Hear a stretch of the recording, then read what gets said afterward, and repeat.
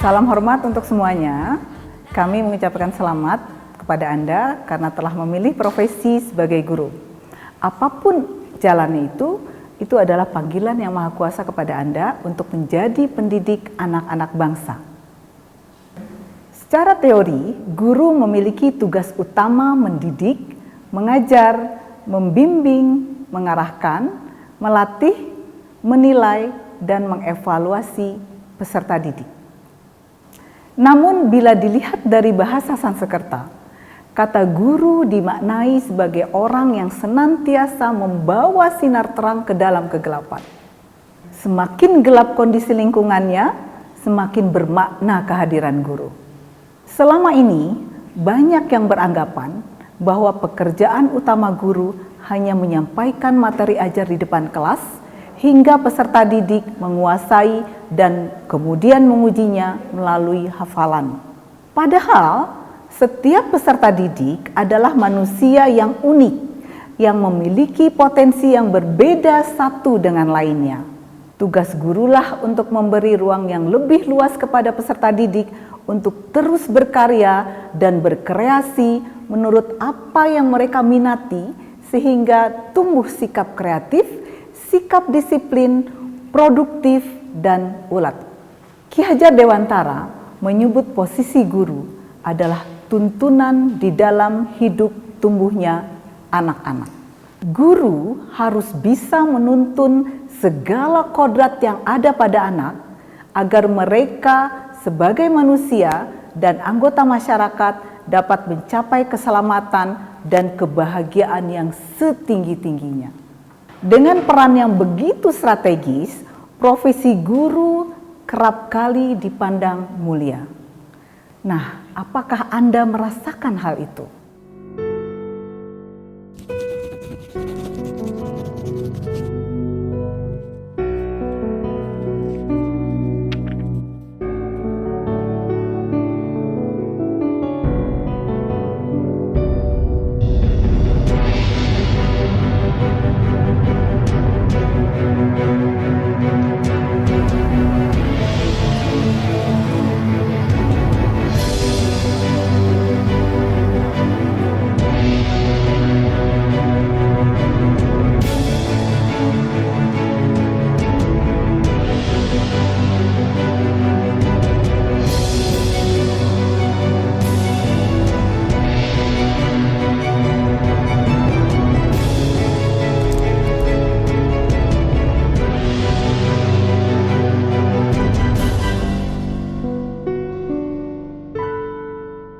Sebagai penuntun, seorang guru harus memiliki 4 ciri dasar.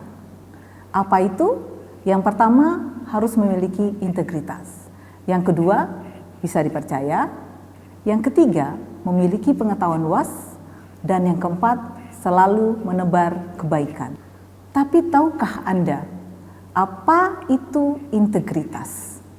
Ya, integritas adalah perilaku konsisten dari apa yang dipikirkan, yang diucapkan, dan yang dilakukan dengan patokan pada kebenaran menurut nilai moral dan nilai agama. Sederhananya, integritas berarti melakukan sesuatu yang benar walau tidak ada orang lain yang melihat kita. Misalnya, pada suatu pagi, ketika Anda berkendara di jalan yang sepi, dan Anda mendapati lampu lalu lintas di perempatan jalan menyala merah, maka Anda akan berhenti, walaupun tidak ada petugas ataupun orang lain yang melihat Anda.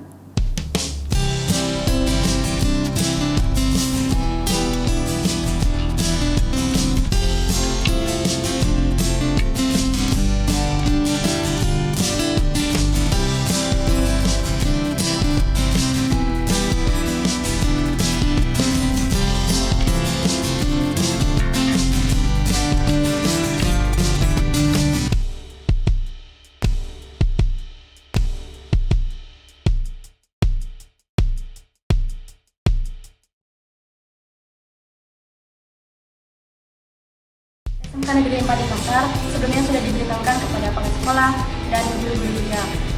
Kita diperbolehkan untuk membuka HP ketika memang guru yang mengajar atau guru yang bersangkutan memperbolehkan.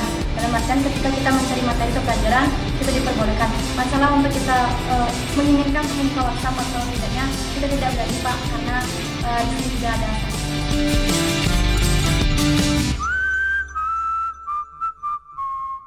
Korupsi? No. Anti korupsi? Yes.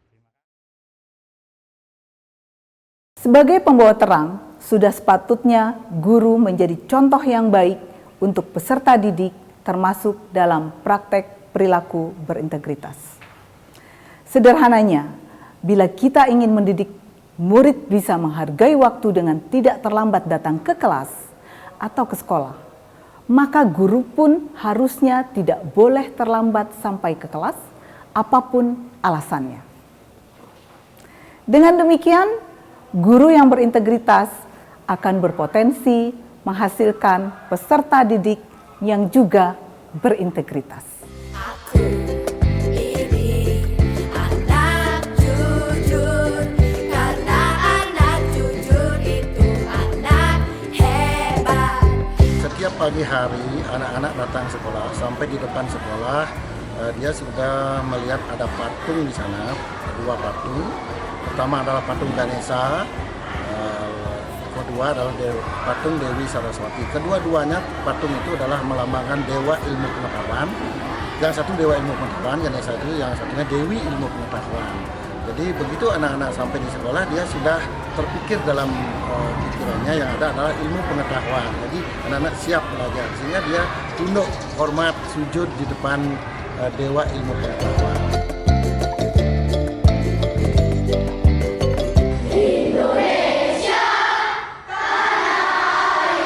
Mulailah dari kita sendiri, menjadi contoh baik untuk orang-orang di sekitar kita, orang-orang yang kita kasihi, peserta didik, anak, keponakan, dan lain sebagainya.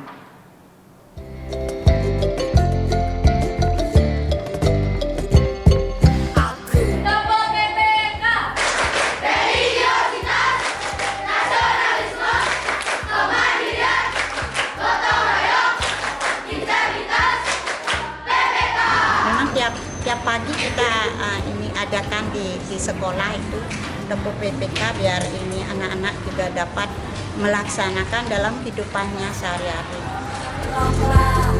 Aku gak pernah curang saat ujian sekolah. Aku gak pernah nyolong. Mahasiswa sekalian, disadari atau tidak, dunia pendidikan kita saat ini masih diwarnai oleh perilaku-perilaku yang tidak berintegritas. Apa itu?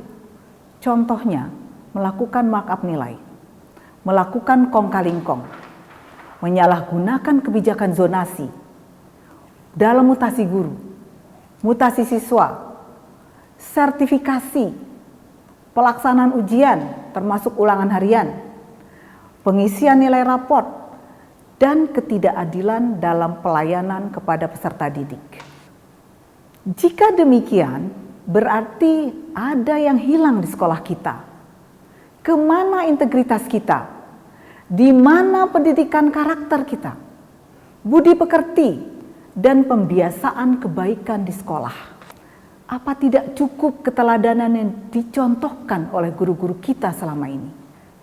Banyak dari kita sebagai pendidik lebih menyukai mengajar peserta didik yang penurut, yang tertib duduk mendengarkan dengan baik apa yang kita sampaikan, yang tidak banyak tingkah, tapi sebenarnya atas nama belajar, mereka berada dalam posisi yang terancam. Karena bila tidak belajar, mereka tidak akan lulus ujian. Yang paling buruk adalah mereka tidak bisa naik ke kelas selanjutnya. Proses ini mengingkari makna pendidikan. Dalam jangka panjang, akibatnya anak tidak mengetahui potensi diri dan keunggulan mereka yang sesungguhnya. Maka ketika juara, mereka merasa paling hebat, sehingga memandang rendah orang lain. Nah, lama-kelamaan akan muncul sifat egois. Sifat selalu minta dihargai, mudah menilai negatif kepada orang lain, berat memberikan pujian, sulit meminta maaf, rentan terhadap stres. Mereka mudah putus asa, selalu takut gagal, sulit menerima kenyataan, bahkan mudah menyalahkan orang lain atas kegagalan yang mereka alami. Kondisi seperti ini memudahkan mereka untuk terasuki paham-paham radikalisme. Mudah melakukan korupsi, terjerat narkoba, tidak peduli terhadap sesama, senang memilih jalan pintas, punya mental menerabas, manipulatif, dan perilaku tidak berintegritas lainnya. Bisa kita bayangkan apa yang akan terjadi ketika mereka memasuki dunia kerja kelak, ketika mereka memegang jabatan, ketika mereka kelak menjadi pemimpin, bahkan ketika mereka kelak menjadi guru.